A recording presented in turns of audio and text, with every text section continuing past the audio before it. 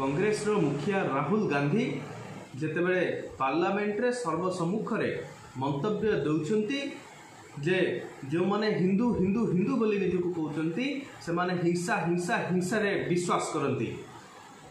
यही मंतव्य निश्चित भाव में हिंदू समाज प्रति अत्यंत अपमानजनक। यहाकू आमे समस्ते कड़ा निंदा करुचु। जेते कड़ा निंदा कले मध्य कम हबो ए मंतव्य पई।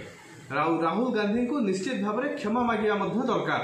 सर्वसम्मुख रे हिंदू समाज को क्षमा से मागंतु यही दाबी जणै जेतेबेले भारतीय जनता युव मोर्चा कांग्रेस भवन आगे राष्ट्रीय अध्यक्ष निर्देश क्रमे जेतेबेले आंदोलन करुथिला सेतेबेले अत्यंत दुखदायक विषय सेतेबेले लज्जाजनक विषय ए आंदोलन को विरोध करी कांग्रेस भवन भितर लुचि रहिथिबा किछि गुंडा किछि भद्र मुखाधारी निजको नेता बोलाउथिबा गुंडा से माने कौन कर ना ढेला पथर माड़ कर जहाँ फल कि पुलिस अधिकारी मीडिया बंधु से आरंभ करी आम सबुठ बड़ कथा भारतीय संस्कृति अर्थात राष्ट्रीय धर्म संस्कृति परंपरार रक्षक भारतीय जनता युव मोर्चार आगधाड़ी कार्यकर्ता माने गुरुतर भाव में आहत होती।